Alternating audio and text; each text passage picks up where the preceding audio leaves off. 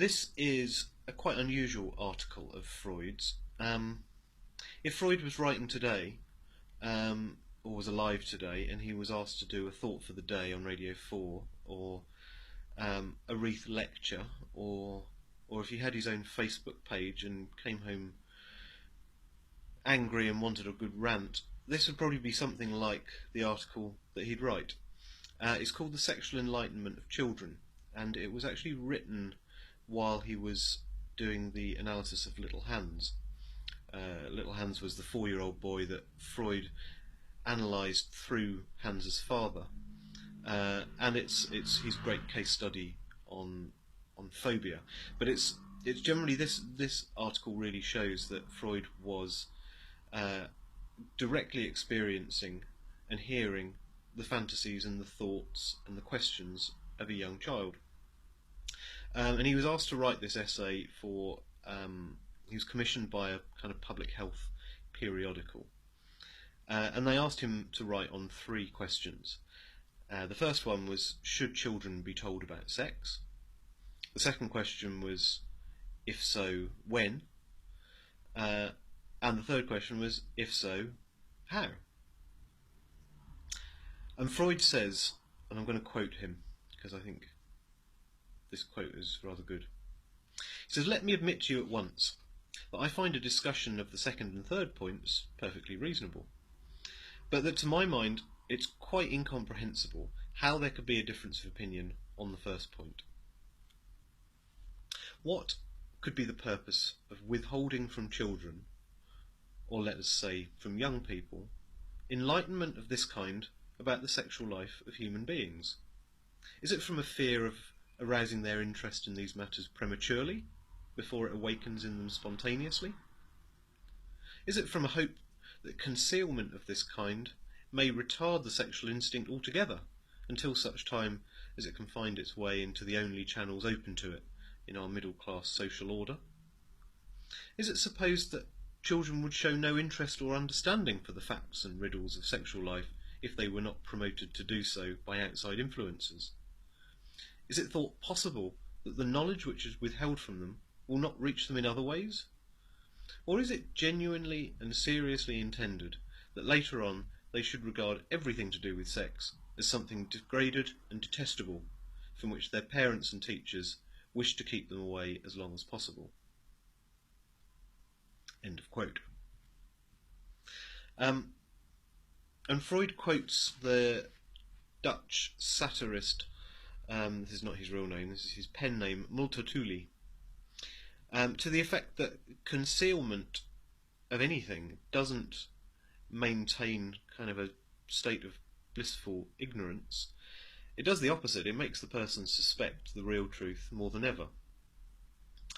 And clearly, even if parents and teachers don't talk to children about sex, children will talk to children about sex, and they will learn and half-learn and mislearn all sorts of theories.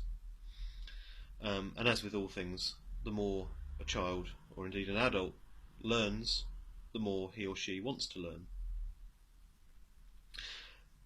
So Freud suggests that there's no good logical reason why an adult wouldn't talk to a child about sex. The only reason for this refusal to be open about sex is if the parents are prudish or repressed or ashamed in some way, or if they think that sexuality is absent altogether in children.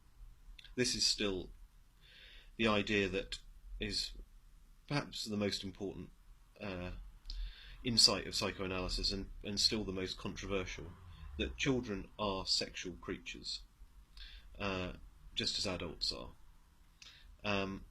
We know it from psychoanalytic theory, but we know it just from observing a child for a short amount of time, or from, with a bit of honesty, looking back on our own childhoods. We know that sexual feelings are present in children.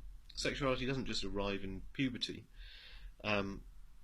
Puberty just focuses sexual pleasure onto the genitals rather than other areas of the body, which Freud says is to force erotism into the service of the function of reproduction. So yeah, okay, sex for the purpose of reproduction, that starts in puberty. But sexuality starts a lot sooner than that. And Freud quotes Little Hans, the 4-year-old boy, and if you've read Little Hans, this will be very familiar to you. He quotes Hans's fascination with his whittler, and with other whittlers, and with a question of whether or not his little sister, and later on whether or not his mother, has a whittler. And Freud quotes this to illustrate the fact that children have got kind of two main fascinations. There's a fascination between the difference in sexes, the difference between boys and girls, and also the question, especially when a younger sibling arrives, of where babies come from.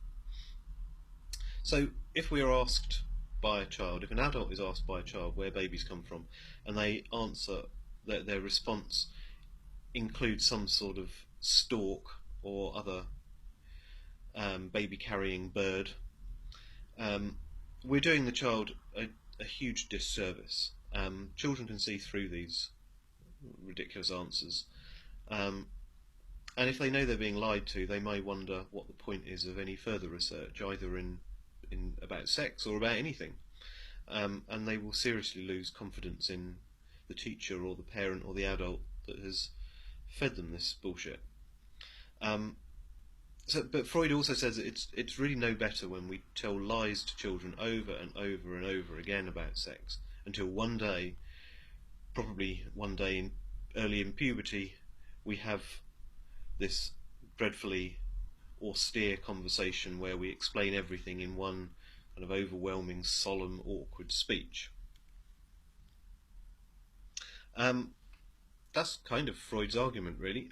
He finishes with this quote. He says, "What is really important is that children should never get the idea that one wants to make more of a secret of the facts of sexual life than of any other matter which is not yet accessible to their understanding.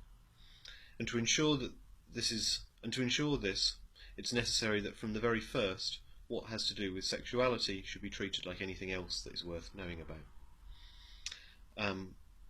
I think we should take that pretty seriously, and before we feel that we've moved on too much, I think that this is these kind of questions about sexual education are still very much alive today, 109 years after Freud wrote these words.